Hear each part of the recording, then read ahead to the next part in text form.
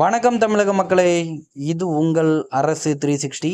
இன்னைக்கு நம்ம என்ன பார்க்க போறோம்னா, அதுக்கு முன்னாடி நீங்க பண்ண வேண்டிய முக்கியமான விஷயம், நம்ம சேனலை இப்போவே ஒரு சப்ஸ்கிரைப் பண்ணி வச்சுக்கோங்க. ஏன் சொல்றேன்னா, இது போன்ற பல வீடியோக்கள் நம்ம சேனல்ல போட்டுக்கிட்டு இருக்கோம். அந்த வீடியோக்கள் அனைத்தும் உங்களை வந்தடைய நீங்க பண்ண வேண்டிய முதல் விஷயம், நம்ம சேனலை ஒரு சப்ஸ்கிரைப் பண்ணி வச்சுக்கோங்க. அப்படியே அந்த பெல் பட்டனையும் ப்ரெஸ் பண்ணி வச்சுக்கோங்க.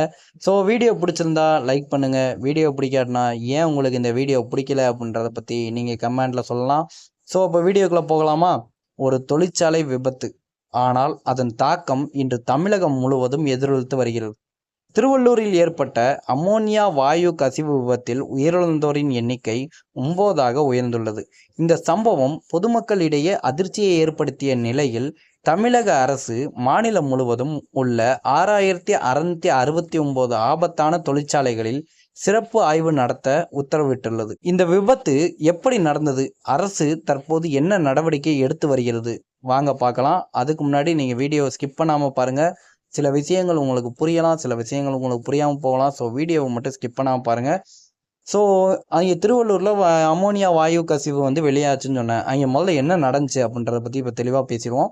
திருவள்ளூர் மாவட்டத்தில் உள்ள ஒரு தொழிற்சாலையில் திடீரென அமோனியா வாயு கசிவு ஏற்பட்டதாக தகவல் வெளியாயின.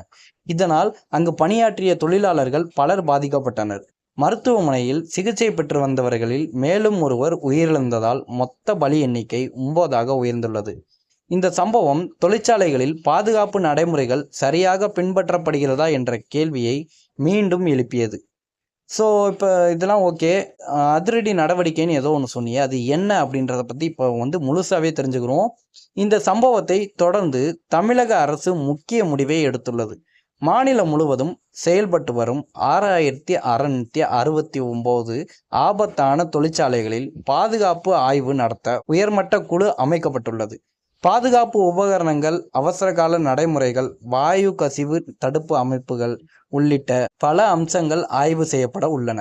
விதிமுறைகளை மீறும் நிறுவனங்கள் மீது கடும் நடவடிக்கை எடுக்கப்படும் என்று அதிகாரிகள் தெரிவித்துள்ளனர். ஸோ இதனால மக்களுக்கு என்ன பயன், இப்போ எங்களுக்கு என்ன பயன், நாங்கள் அந்த டிஸ்ட்ரிக்ட்லேயே இல்லையே அப்படின்ற மாதிரி ஒரு விஷயம் இருக்கும். மக்களோட தாக்கம் என்ன, மக்களுக்கு இதன் தாக்கம் என்னன்றதை பற்றி தெளிவாக பார்ப்போமா? இந்த நடவடிக்கை தொழிலாளர்களின் பாதுகாப்பை உறுதி செய்வதோடு மட்டுமல்லாமல், தொழிற்சாலைகளை சுற்றியுள்ள பகுதிகளில் வசிக்கும் பொதுமக்களின் பாதுகாப்பையும் மேம்படுத்தும் என எதிர்பார்க்கப்படுகிறது. எதிர்காலத்தில் இது போன்ற விபத்துகள் ஏற்படாமல் தடுக்க இந்த ஆய்வு முக்கியமானதாக பார்க்கப்படுகிறது. ஸோ மக்களே, ஒரே ஒரு விபத்து, ஆனால் அது தமிழகம் முழுவதும் தொழிற்சாலை பாதுகாப்பு குறித்து பெரிய விவாதத்தை உருவாக்கியுள்ளது. இந்த ஆய்வுகள் உண்மையிலேயே பாதுகாப்பை உறுதி செய்யுமா? உங்கள் கருத்துக்களை கமெண்டில் சொல்லுங்கள். அதுக்கப்புறம் நம்ம சேனலை ஒரு சப்ஸ்கிரைப் பண்ணிட்டு அந்த பெல் பட்டனையும் ப்ரெஸ் பண்ணி வச்சுக்கோங்க. அப்புறம் ஒரு முக்கியமான விஷயம் என்னென்னா, இது வரைக்கும் நம்ம சேனலில் போட்ட வீடியோக்களில் இப்போ விவசாயிகளுக்காக போட்ட ஒரு வீடியோ கிட்டத்தட்ட 1000 பேர் பார்த்துருக்கீங்க. அவங்க எல்லாத்துக்குமே ஒரு நன்றி. ஏன்னா விவசாயிகள்கிட்ட பற்றி இவ்வளோ தூரம் இவ்வளவு பேர் பார்க்குறாங்கன்றதை பொறுத்த வரைக்கும் அது ஒரு பெரிய விஷயந்தான். எல்லாருக்குமே மிக்க நன்றி. அதுக்கு மேலே அதுக்கப்புறம் விவசாயத்தை நீங்கள் பார்க்குறதோடு நிப்பாட்டாமல் அதில் கொஞ்சம் இறங்கி வேலை செய்யுங்க. ஏன்னா விவசாயத்தை பற்றி திருப்பி திருப்பி பேசணும்னா விவசாயம் இன்னும் கொஞ்சம் காலத்தில் அழிஞ்சிரும். அதை அழியாமல் பாதுகாக்க வேண்டிய கடமை நம்மளுக்கு இருக்குது. ஸோ கைஸ், இது வரைக்கும் நான் வீடியோவில் சொன்ன எல்லா விஷயமும் உங்களுக்கு புரிஞ்சிருக்கும்னு நான் நம்புகிறேன்.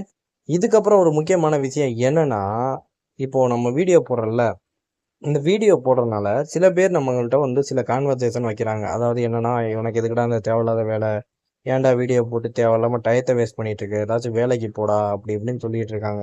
உங்கள் வாழ்க்கையில இந்த மாதிரி நிறைய பேர் இருக்கலாம். ஆனால் அவங்க பேசுகிற எதையும் நீங்கள் காதில் வாங்காமல் உங்களுக்கு எது பிடிக்குதோ அந்த துறையை நோக்கி நீங்கள் வாட்டில் பயணம் பண்ணிக்கிட்டே இருங்க. உங்களுக்கு வெற்றி ஆட்டோமேட்டிக்காக தேடி வரும். இது நண்பன் பட டைலாக் தான், நான் சொன்னதில்லை. சரி, ஓகே கைஸ், இதோட வீடியோ முடியுது. நன்றி, வணக்கம்.